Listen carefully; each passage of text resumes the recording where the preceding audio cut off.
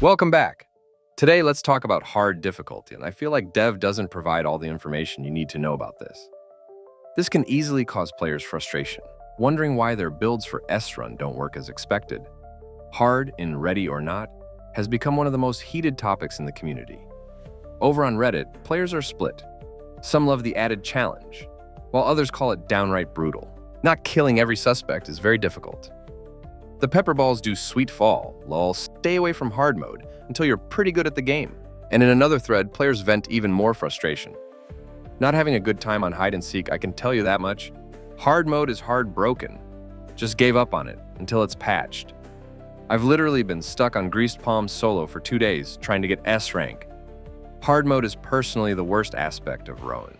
These reactions make one thing clear. Hard mode has split the community, with many finding it more punishing than fun. This is also what the developers have said about it. Hard mode is designed to introduce more traps, less predictable suspect behavior, and even lethal variations of non-lethal traps.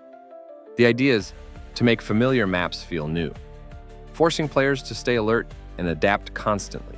When you select hard mode in-game, you do get a brief description.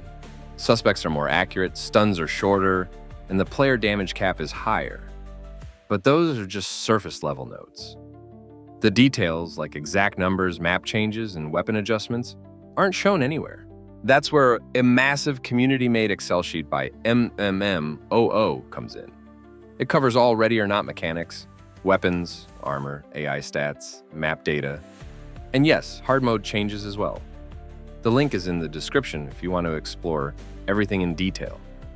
In this video, we'll focus on the hard mode section, breaking down the biggest highlights so you know exactly what's different and how to prepare for it. Let's start with the most important stat changes. In hard mode, the player's incoming damage cap is raised from 70 to 80, meaning you can take up to 80 damage from a single hit. With 160 total health, this makes it possible to get 2 taps to the torso by high-caliber weapons.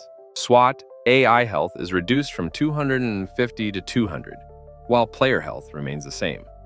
Suspects, however, get a significant buff. Their health jumps from 160 to 190. Their accuracy also improves dramatically, going from 3.5 to 2.5, which makes them far deadlier at all ranges. Reaction times are lowered from 100 milliseconds to just 50, and their rate of fire increases across the board. Rifles fire 50% faster, SMGs 33% faster, LMGs 19% faster, shotguns 20%, and pistols 10%. Crowd control tools are heavily nerfed. Beanbag's stun duration drops from 3 seconds to 1.5 seconds, and all other stun effects are cut in half, from 8 seconds down to 4. Pepperball stun power is reduced from 0.25 to 0.18, meaning you now need 6 hits to stun instead of 4. Sound CS gas and pepper ball clouds are also weaker. Stun power drops from 50 to 25 per second, meaning suspects must stay in gas for a full 4 seconds to be affected. Bottom line, you need to act faster and coordinate breaches more carefully. Steel armor has also been reworked. Damage reduction is increased from 79 to 86.5%, making it the strongest armor type again, although still the heaviest. Acceleration penalties drop from 23% to 18% per plate. And with the armorer trait, steel armor now provides up to 91.5% damage reduction. This brings back so-called turtle strats, where mobility is sacrificed for maximum survivability, which can actually be a viable choice on hard. Gas launchers and hand-thrown CS grenades are also nerfed heavily. The 40mm CS gas launcher's radius shrinks from 8 meters to just 3, with gas duration cut almost in half. Hand-thrown CS grenades drop to 4.5 meters and 20 seconds duration. Cloud stun power is reduced across the board from 200 per second to 50, so what used to stun in half a second now takes 2 full seconds, even on standard difficulty. On hard, gas is even less reliable, and for anyone used to torso 1 taps, that's gone. Minimum suspect health is now 190, meaning even powerful calibers like 7.62 51 or 357 can't one-shot the torso anymore. Only shotguns or the MKV handgun can manage torso 1 taps now, forcing players to aim for the head or stack follow-up shots. Finally, let's talk about map-specific adjustments. The Excel sheet includes a detailed table showing how hard mode affects every map, including suspect counts, health changes, and whether traps are present.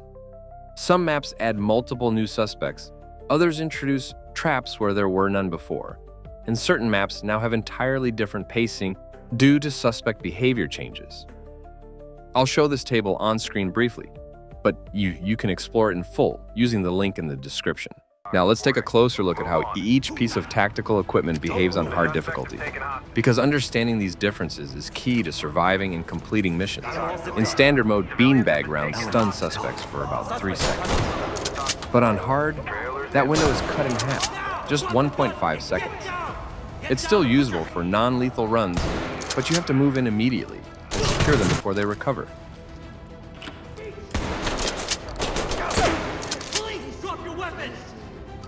Pepper balls are one of the hardest hit tools in hard mode. Each shot has less stun power, so you now need 6 hits to fully stun a suspect. If you don't land all 6 quickly, the suspect won't be stunned at all and will often become aggressive even faster.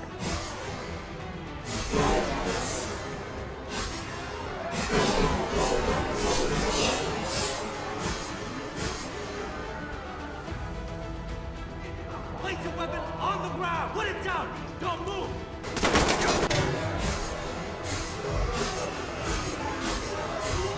The weapon on the floor!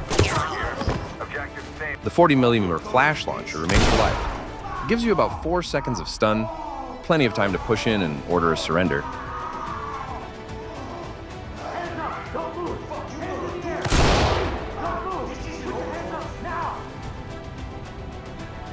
The standard flash grenade works nearly the same as the 40mm version, also about 4 seconds of stun. This consistency makes flashes one of the safest tools for clearing rooms in hard mode.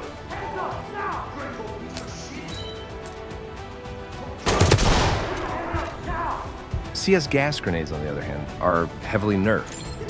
The cloud is tiny, the stun builds slowly, and suspects often just run out of the gas instead of surrendering, forcing you to chase them down or use other methods to control them.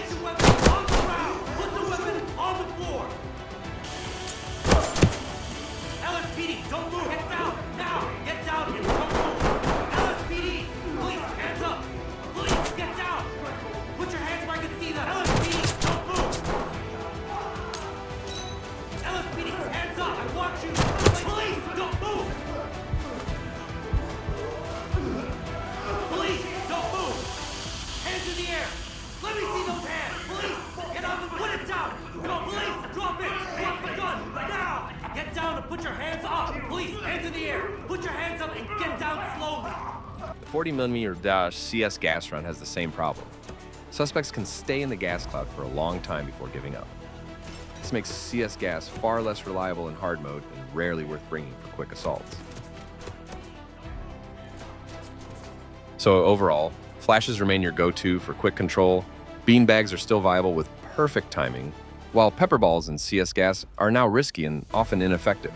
Knowing this helps you plan your hard mode loadouts much more effectively. Hard mode in Ready or Not completely changes how you approach every mission. With tougher suspects, shorter stun durations, and major nerfs to tools like gas and pepper balls, equipment choice becomes critical. Flashes and beanbags shine, while gas is far less effective. Combine this with map-specific changes, more traps, higher suspect health, and unpredictable behavior, and you've got a difficulty setting that demands planning, precision, and teamwork. If you want to dive deeper into the numbers, check out the community spreadsheet by MMMM. Links in the description. And if this breakdown helped you understand hard mode better, drop a like, share your own experiences in the comments, and subscribe for more Ready or Not videos.